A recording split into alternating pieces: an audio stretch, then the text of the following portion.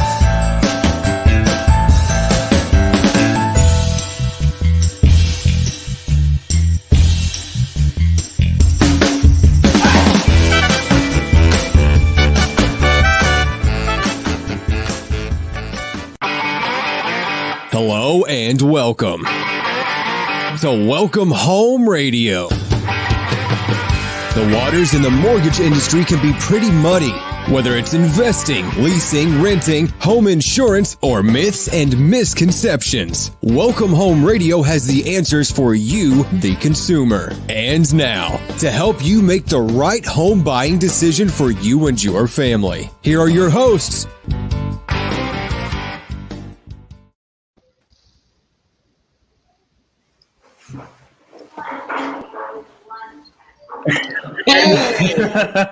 Where real estate lending and learning come together.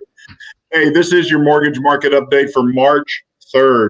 Stocks are out lower after a very weak ADP employment report. The expected 165,000 jobs creation fell short by over 50,000. The MBA released their application data for this week, and overall volume increased only a half a point. But purchases were up 2%. Refis were flat. Rates are bouncing in large moves and are expected to slowly move higher as the economy recovers, and the economy recovery is slowing. It was announced Texas and Mississippi are fully open, no masks starting March 10th. And come on into the bars, come on into the stores, open up. We'll monitor this development and see how it impacts the local economy. We'll see if that makes a big change. And as we continue to work our way out of snowvid experience here, the real estate market is still in upheaval. FEMA announced on February 21st, Texas was declared a disaster area. Now, what does this mean? And it takes into several forms. First off, any loan in process, whether VA, FHA, conventional, USDA, the home needs to be re-inspected to ensure that it's still livable and no major impact from the winter storm. But secondly, any FHA loan that was funded in the recent 60 days from that date also has to be re-inspected. So therefore, to complete the file, FHA purchasing the file.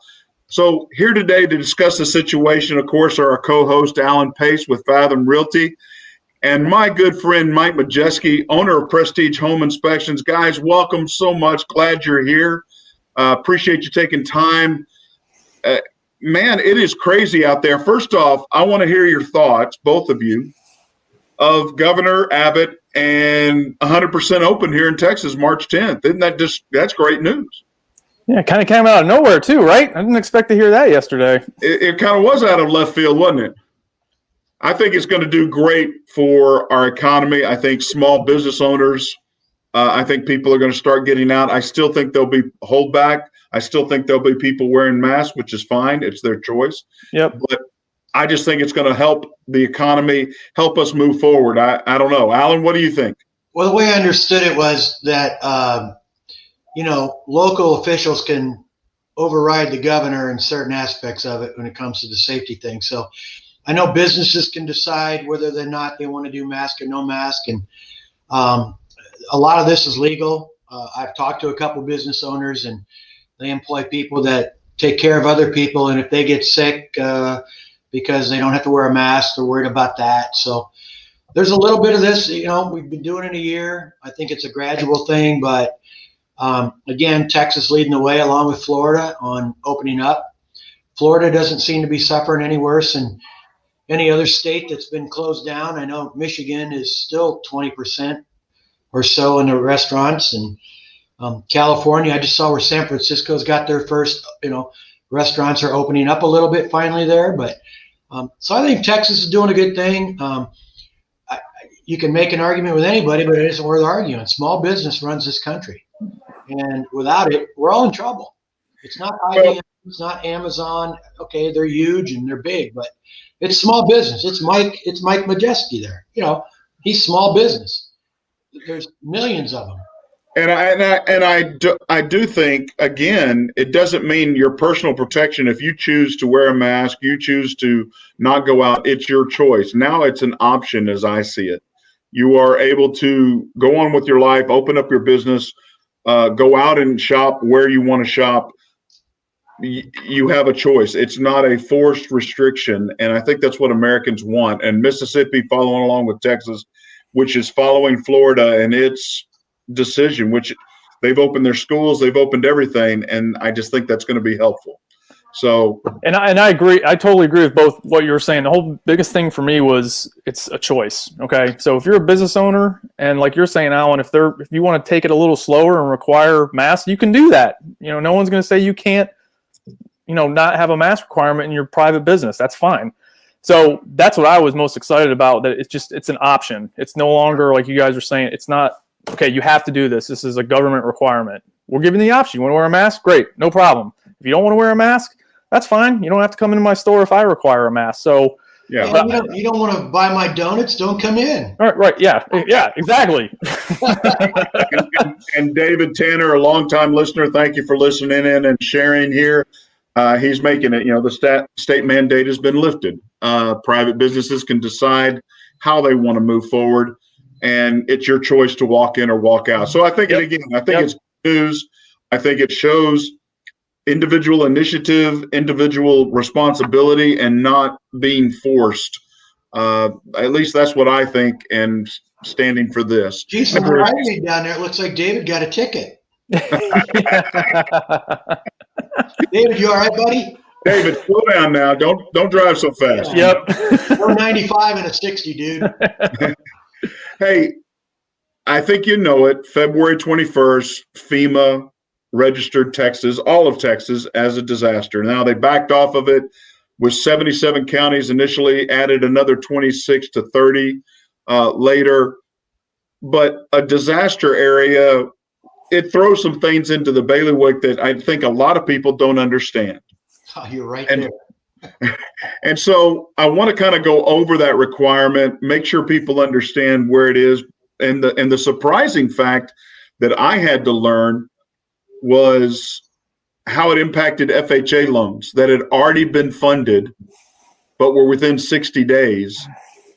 And they're closed. I mean, they're already funded, but they still have to have a reinspection before they are purchased from the lender.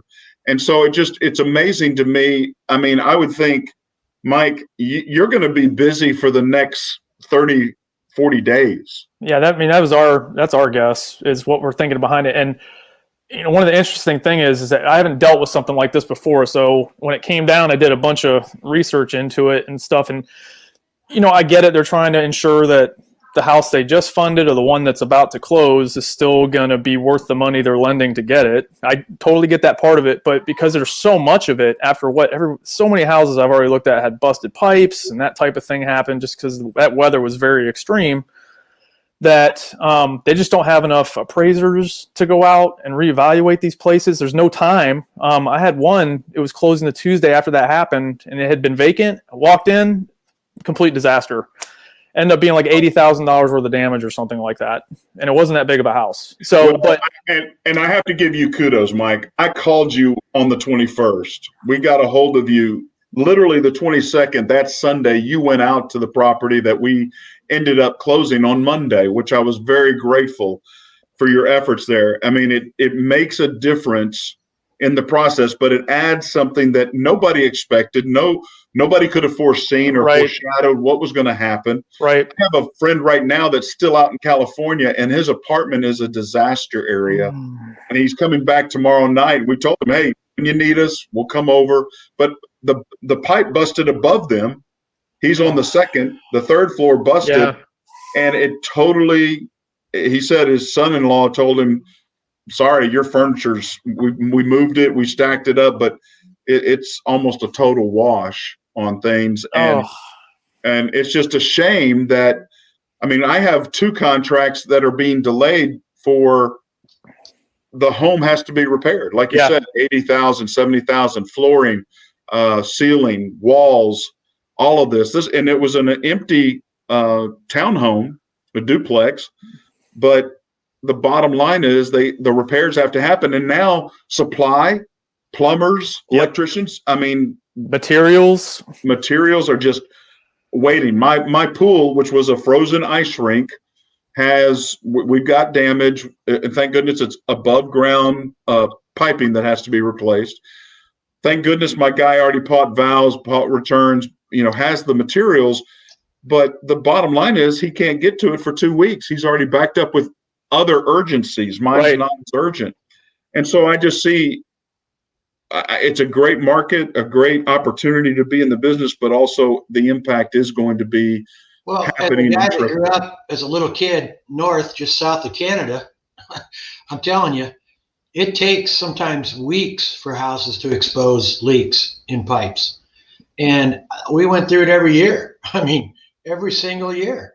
So this is just the beginning of it. I mean, I guess we're a couple weeks into it now, but there's still going to be issues. And you got things like expansion and contraction, and it's really magnified in the state of Texas. The sun, the amazing thing about here is when it's 1 below 0, the ground's still warm. I mean, there's snow on it, but the ground is warm. And, your underground sprinklers, they don't have a problem generally. The pipes are 6 inches under. Up north, you got to put them 20 inches under. So there's a lot of stuff going to happen here still, and I feel bad for the folks that went through it, and they're still going through it. My sister, 320 miles south of Dallas, well house completely destroyed, the pump house. Oh, totally shot. So they have above ground water now temporarily out of a tank, but they have a 650-foot well. It needs work. Wow. Well, one of the things, I have a good friend that is a retired police officer from Chicago, and he made the very valid point of those homes are designed to keep heat in. They're designed differently. Texas, we're designed to keep heat out or let it come out. And so our plumb lines, our requirements here for home building is different than it is, as you said, up north, just south of Canada. So a lot of their shutoff water valves are inside the basement in those towns, where ours is out by the street. Yeah. For the most part. So I just see a very dramatic difference, and I wanted to make sure our listeners understood this is going to slow some things down. This is going to challenge some folks. This is going to change some contracts. This is going to also possibly open up business opportunities and or changes for folks. So I wanted them to understand the FEMA. Now, what did you understand from the FEMA requirements you got and you're having to deal with there, Mike? Give us some insight on some of those other projects you've had to do. Well, I mean, not surprisingly, there's not a ton of guidance usually, and there's usually not when something like this happens. You don't get a lot of guidance. So, the lender's really the one that's got to give that to you. Yeah, exactly. And that's what it's been. And that can vary from lender to lender as well. So the one that I did for you is a little bit different than the other ones that I did for a different lender. So their requirements when it comes to the form, you had a 1-page form that I filled out, and you had to have a few photos. Another lender I did one for wanted to have photos of the interior of the house, under the cabinets where some of the visible pipes are. Well, and let me correct that, because I gave you the forms that we got Saturday. Yep. Monday, we got additional FEMA instructions. So with any government thing, the goalpost moved. Yep. They've said, okay, now we require interior, not just exterior. Right. So the goalposts continue to move with FEMA, and now FHA is dramatically different than what conventional or VA, because FHA says, no, any loan we close 60 days before this, we want to make sure those homes are still good. You've got to go back and re-inspect, even though we've been funded, the people are living in it, all of that. Right. And I just see this as another example of how and I don't want to politicize it, but how the goalposts move and how we have to be so flexible and react. And Alan, you've been in the business much longer. You've seen it. Mike, you see it from a business standpoint, all the experiences. It's constant change. And I think our listeners don't understand. It's not lenders requiring that. That change came from FEMA on the days. Well, the big thing about FEMA is, it's a great headline getter on the news, be it the radio, be it television. FEMA this, FEMA declares this, FEMA declares that, flood zone changes, things like that.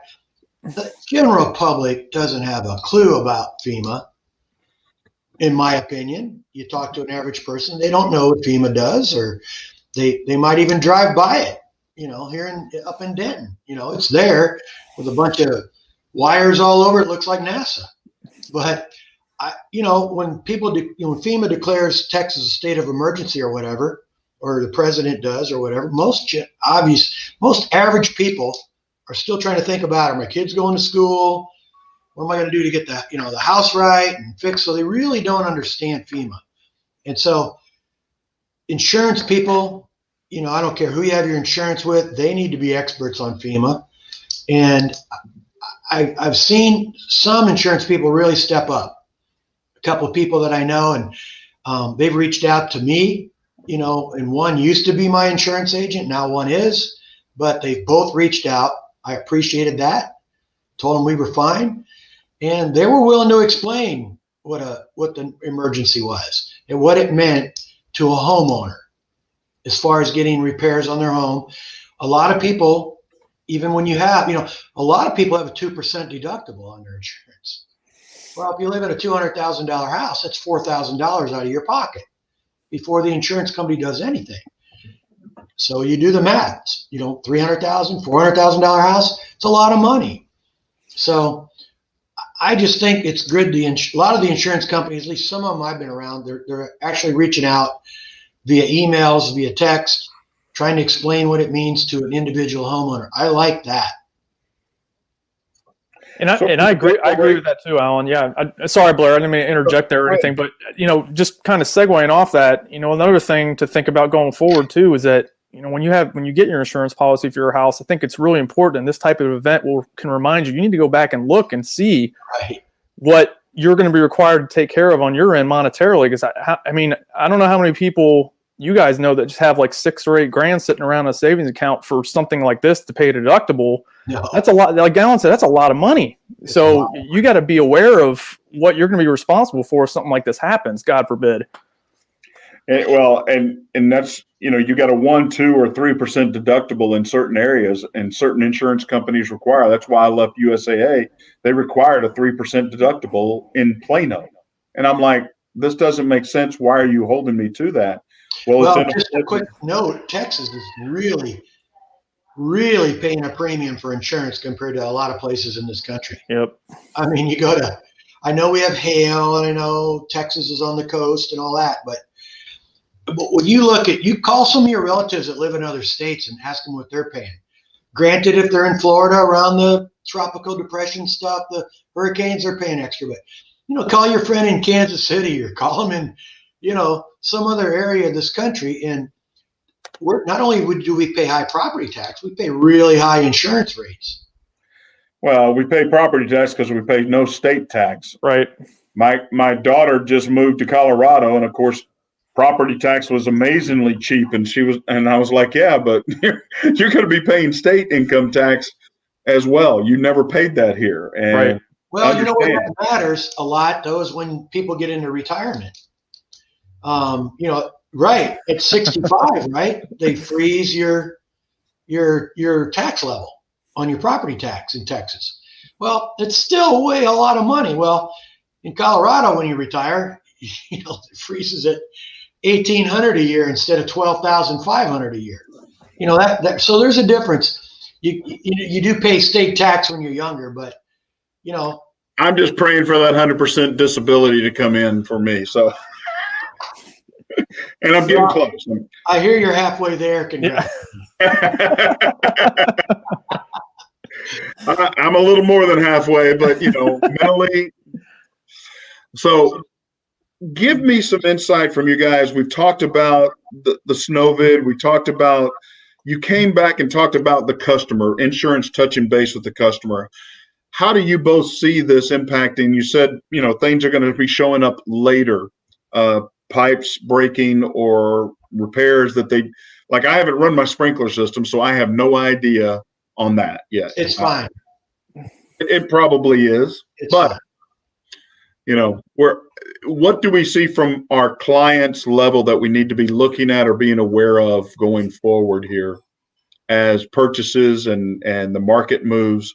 And again, it's still a seller's market, right, Alan? It's still, the seller definitely is in control. It is so much a seller's market and not healthy, in my opinion. Why do you say that? Well, you get 20 offers on a home, you got 19 disappointed people. And ultimately, I've gone through this before back in 2006 and 7 when the market dumped. People paid a lot for a house, okay? And then it was worth significantly less a year and a half or 2 years. So even the person that gets the house that overpaid, like Mike was saying earlier before we went on the air, he's got examples where people, had to pay a little extra to get the house. And I got those too. But they're going to be underwater. It's just going to happen. So, but you got 19, if you get 20 offers, you got 19 people disappointed. And ultimately, they have to go back into the rental situation, the lease situation, the staying with mom and dad, the staying with, grandpa and grandma or brother or sister. They have to do that. And that's just not healthy. Sellers, eventually inventory will come up because people will quit buying because they're frustrated. It's a cycle. It's going to happen. It has to happen. New construction's having their own problems. Their lead times from build to move in are increased dramatically. Yep. Their prices have gone up on materials to build a home. Yep. Labor is extremely short for new construction builders, very short on labor. And so also, if you've noticed, price increases. I mean, they are going up in price less than every quarter. It used to be at least once a quarter. They're not even waiting now because they can't. So there's a lot going on that will, plus the interest rates, eventually they're going to go up. I mean, inflation. They're already headed that way. It's going to happen. Inflation's going to happen. It has to happen. Gas is going up a nickel a day. Go to the grocery store, even milk, something like milk has gone up a little bit. And that's been cheap forever. So everything's creeping up gradually, and it's going to hit us. The stock market's been on a run for 2 years, and that's going to settle down eventually. And so this will lead up someday, some way, somehow. But you can't tell. And until then, we're in this together. Mike's extremely busy with all the re-inspections and the things he's gone through because of Snowvid. And, who knows if we're even out of the COVID thing yet? Who knows what that's about? I mean, we're ending, but you can read stuff on the news already about people that got shots. They got sick again. So you just don't know.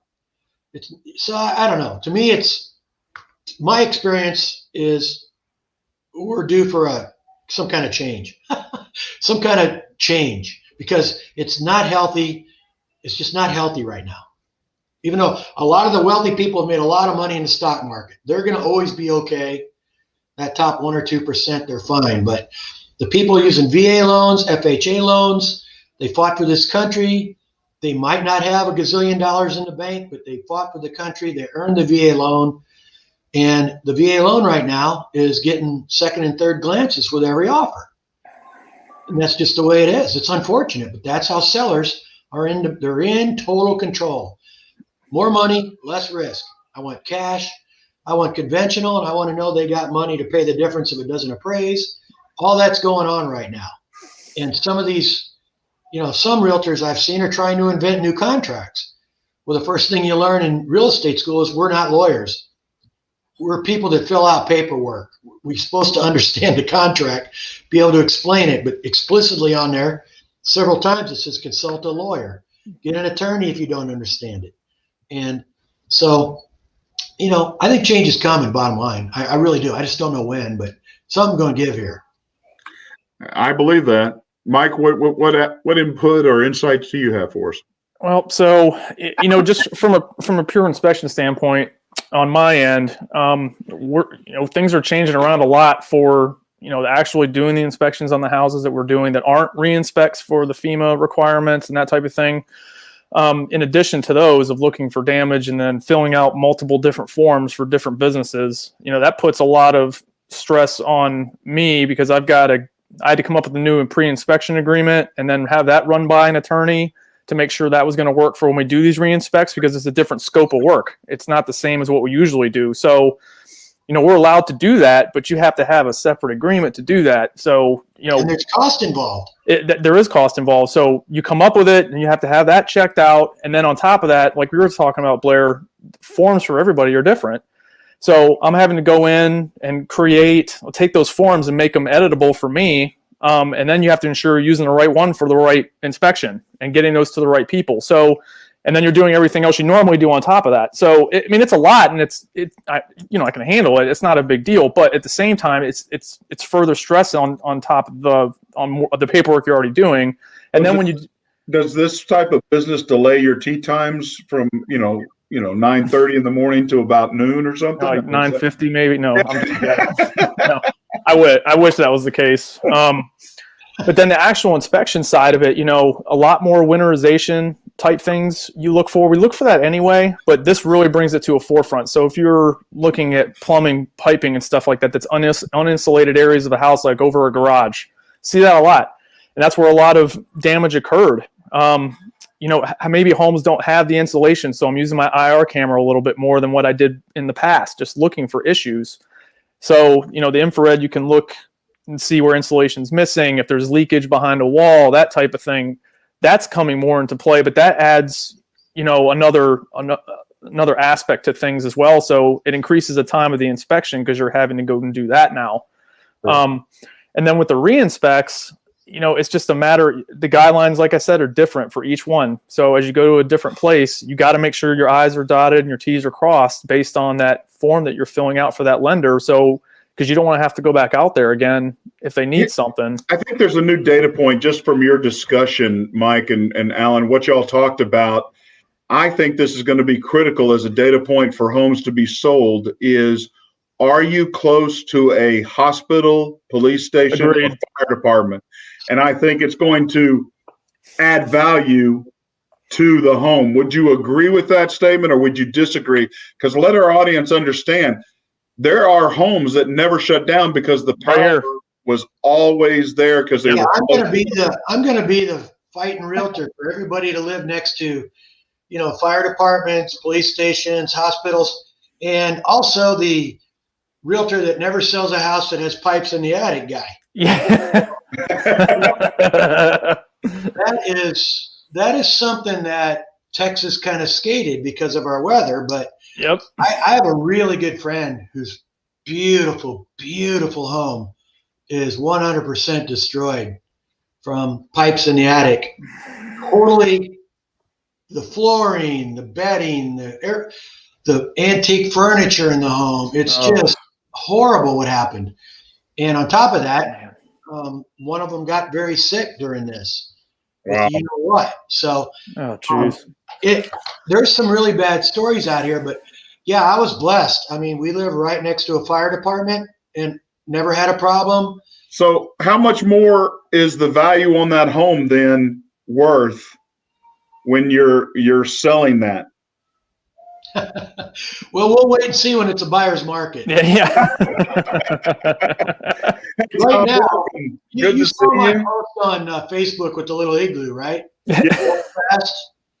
A lot of people see it. Yeah, a lot of people put that up there, but literally, I've got a client that just, she goes, Alan, my gosh, we tried to go look at an open house. I sent them open houses to go look at and stuff, and 30 cars.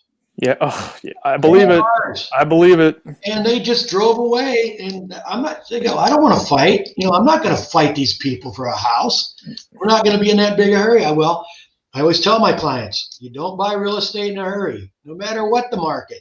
It's a big purchase. You got to be what you want, where you want. Get 85, 90% of what you want. You'll never get 100.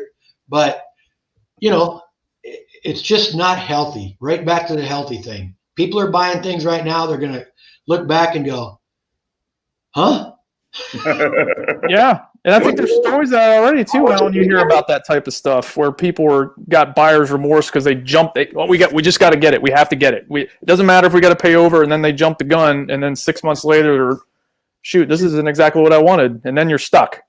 And they're stuck because they paid a lot. And yeah, when the market changes, trouble. So what you're saying is tell those people to sell now. Is that what you're trying to say? I'm telling anybody that doesn't have to move anywhere, yeah, sell. Your house has never been worth more. Yeah. I want to welcome Tom has joined us. Tom, we're talking FEMA. We're talking the re-inspections. And the big thing I think I want to make sure people know is even the FHA loans that are already closed, we have to still go back and re-inspect because of if they're within 60 days. Give us the overall insight of what a FEMA disaster declaration means and the moving of the goalpost. I get announced this Saturday, the 21st, but then the requirements changed on the 23rd and then on the 25th. Poor Mike is just dying here. He's overworked already. Oh, he looks okay. I'm not overworked. Come on. Well, promise me that you are charging to be overworked. Oh, I'm charging. Don't worry about that. It's fair, but we're being totally fair. But we're doing what you got to do. So exactly. Well, anytime you get disaster declarations, there are moving parts that FEMA moves around, and you got working with the SBA as far as some of the things that they require, and of course the insurance carriers as well. I can't even imagine what this is going to do to our insurance next year. I just brought that up in my class this morning. Tom, you're really a downer here all of a sudden. I thank you. They called me the whole show. We're paying horrible rates already, Tom, and you know that. My increase just came in. It's dramatic. It really is, right? Oh, it's bad. And I right away fired off, and I'm checking out things I never checked out in my life. But, I don't understand how they can go up so much so fast.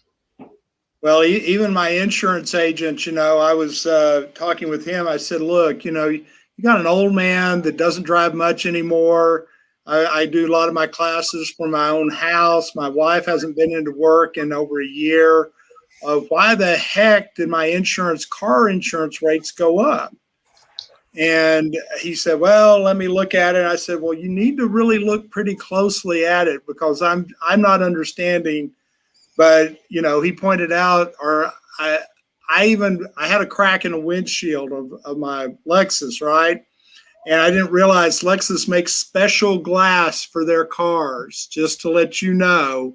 Special windows, special glass with a special camera in it. And I told him, I didn't file a claim with you guys.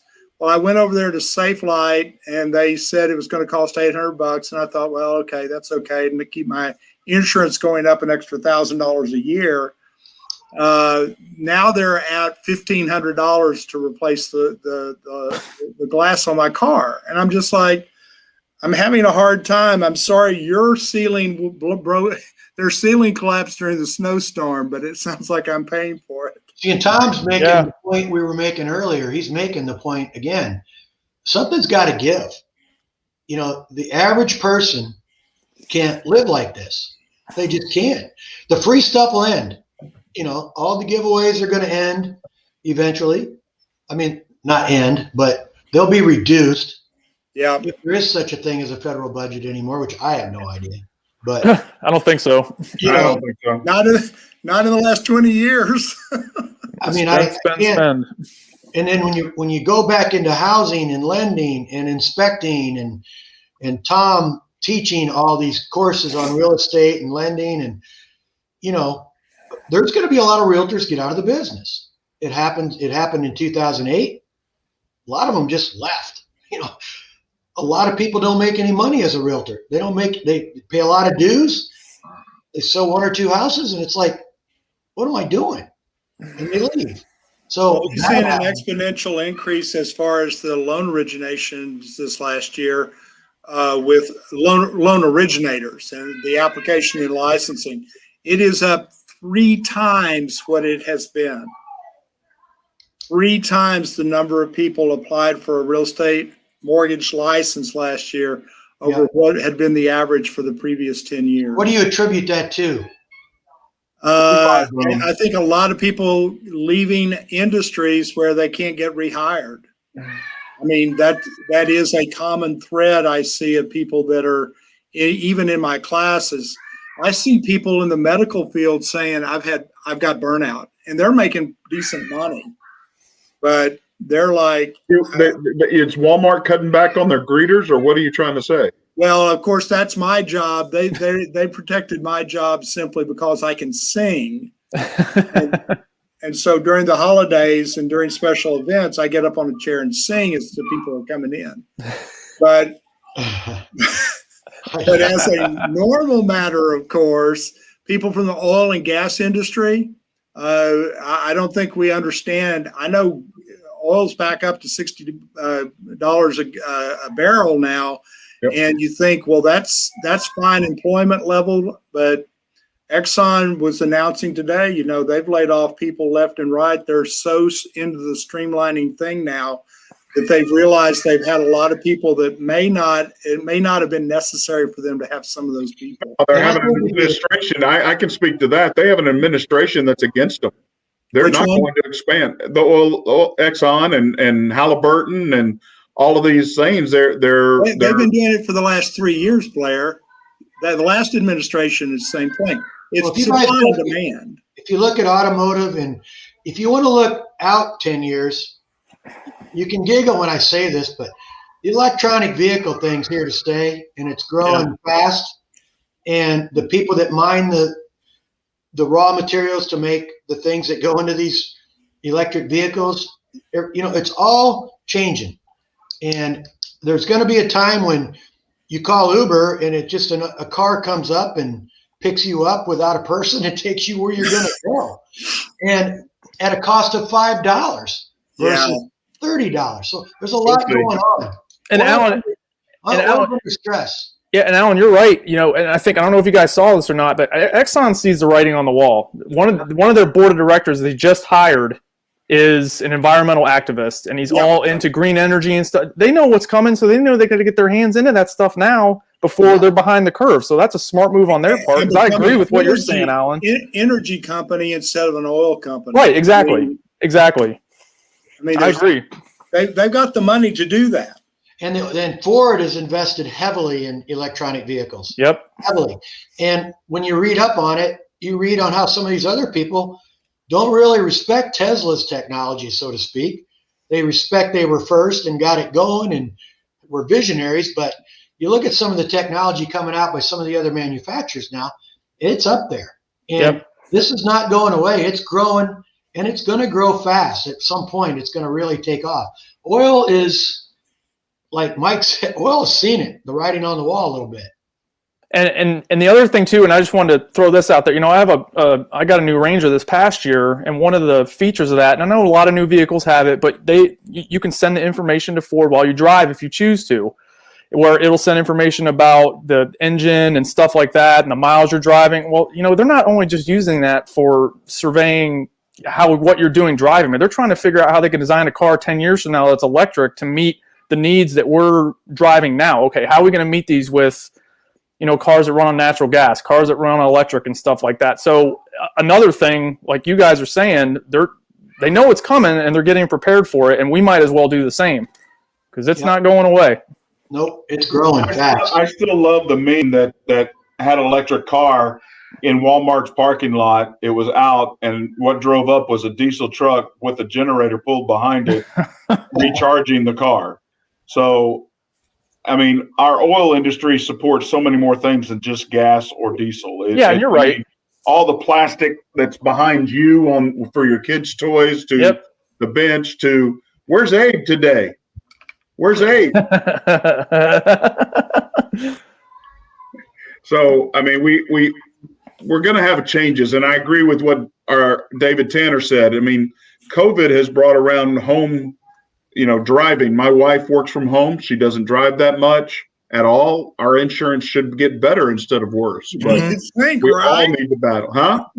You'd think that would be the case. Yeah. You would think, but it's going to be interesting. We're going to have to stay nimble. We're going to have to dance through this and see where it goes. But I'm intrigued by this storm here. And Alan, you called it the perfect storm. There is change coming, but what that change is, it just depends. I don't know. I mean, if these people are coming from New York and California with all this cash flushed and they're paying $50,000, $60,000 over asking to win properties. I mean, we saw a property that's 1,000 square feet less than ours sold for over $500,000 in Plano. And that was 2350, I believe. Wow. For 510. Wow.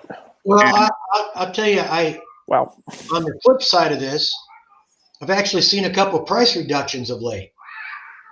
Just a few, not many, but that is how it was in 2000 and, before the big tump. But I tell you, Yeah. when the market went that way instead of straight up, it's a deal though where, okay, the house has been looked at 50 times and it just is overpriced.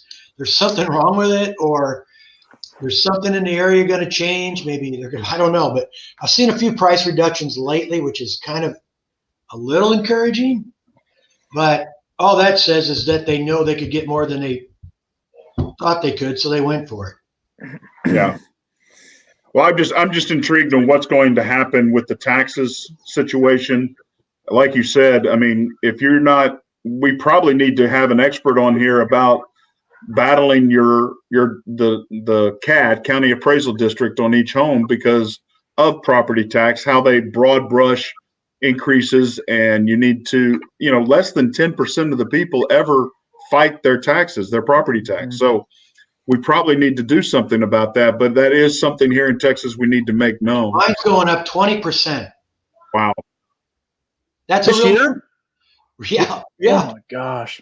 Yeah, I'm due April 10, and I'm working on it, but it's going up 20%.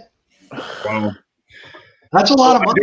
I do want to thank our listeners. I want to make sure you like us on Facebook and find us on YouTube under KVGI Media. It's Welcome Home Radio. Like and share us.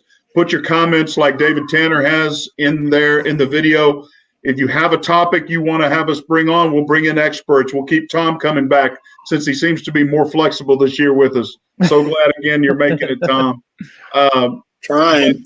Just want to make sure everybody understands we're here to help you understand this real estate industry, your home, how to take care of it, how to maintain it, maybe when's the best time to sell it, what can you be asking for. And again, Texas is an inbound state.